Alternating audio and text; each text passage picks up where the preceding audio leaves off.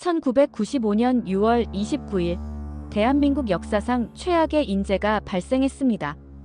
하지만 지금까지 공개되지 않은 이야기들이 있어요. 당시 구조 작업에 참여했던 소방관들과 생존자들이 28년이 지난 지금에야 털어놓는 증언들 말입니다. 특히 구조대장이었던 김모 씨가 최근 공개한 녹음 파일에는 충격적인 내용이 담겨 있었어요. 우리가 그때 알았다면 이라는 말로 시작되는 그의 고백은 삼풍백화점 사건에 대한 우리의 인식을 완전히 바꿔놓을 겁니다. 지금까지 언론에서 보도된 것과는 전혀 다른 현장의 진실, 그리고 구조 과정에서 일어난 믿을 수 없는 상황들을 오늘 처음으로 공개합니다.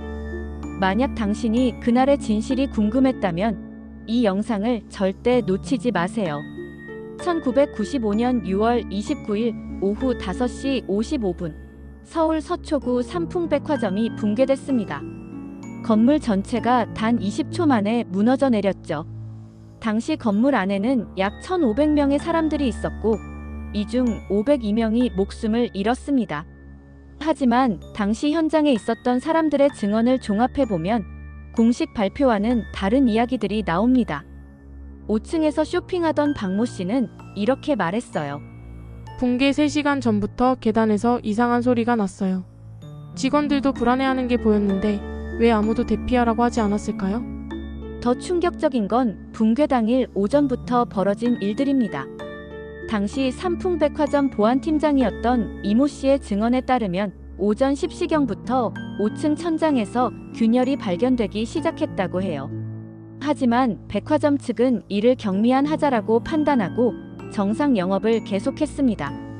오후 2시경에는 에어컨 실외기가 설치된 옥상에서 진동이 심해졌고 3시경부터는 고객들이 바닥이 흔들린다는 신고를 하기 시작했어요.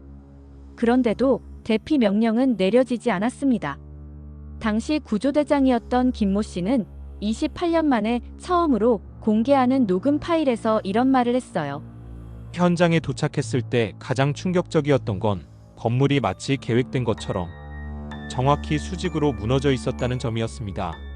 일반적인 건물 붕괴와는 완전히 달랐어요. 실제로 구조 전문가들이 분석한 결과 삼풍백화점은 5층부터 차례대로 무너지면서 아래층을 압축시키는 팬케이크 붕괴 형태를 보였습니다.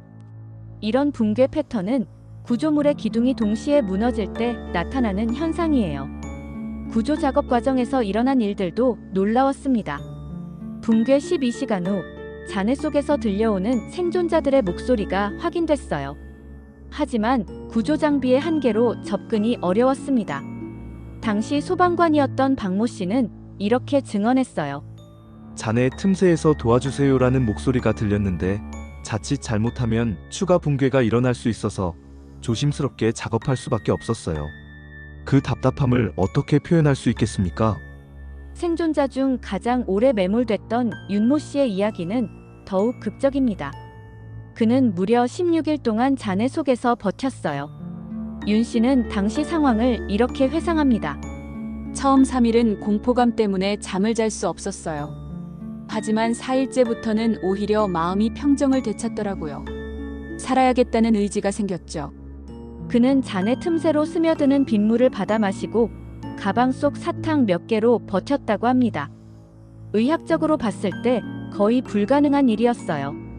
당시 구조 작업에는 총 3,400여 명의 인력이 투입됐습니다. 소방관, 경찰, 군인뿐만 아니라 민간 구조대와 자원봉사자들까지 참여했어요. 하지만 장비 부족과 경험 부족으로 많은 어려움을 겪었습니다. 특히 생존자를 찾기 위한 음성 탐지 장비나 생체 반응 측정기 같은 전문 장비가 부족했어요. 대부분 맨손과 삽으로 작업해야 했습니다. 구조 과정에서 가장 논란이 된 건 골든타임 문제였습니다. 일반적으로 건물 붕괴 사고에서는 72시간이 생존의 한계로 여겨지는데 삼풍백화점에서는 그 이후에도 계속 생존자가 발견됐거든요. 이는 건물의 구조적 특성 때문이었어요. 백화점이라는 공간의 특성상 상품 진열대와 계단 등이 일종의 생존 공간을 만들어냈던 거죠. 하지만 구조 작업 중 가장 가슴 아픈 순간도 있었습니다. 구조대원들이 생존자의 목소리를 듣고 접근했지만 잔해를 제거하는 과정에서 추가 붕괴가 일어나 구조에 실패한 경우들이 여러 번 있었어요. 당시 구조대원이었던 최모 씨는 살릴 수 있었던 사람들을 구하지 못했다는 죄책감이 지금도 남아있다고 말했습니다. 이 사건이 우리 사회에 미친 영향은 엄청났습니다. 건축법이 대폭 개정됐고 건물 안전 점검 시스템이 강화됐어요. 또한 재난 대응 시스템도 완전히 바뀌었습니다.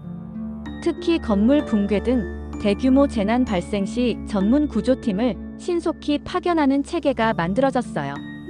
28년이 지난 지금도 삼풍백화점 사건의 교훈은 계속되고 있습니다. 특히 최근 몇 년간 잇따른 안전사고들을 보면 더욱 그렇습니다.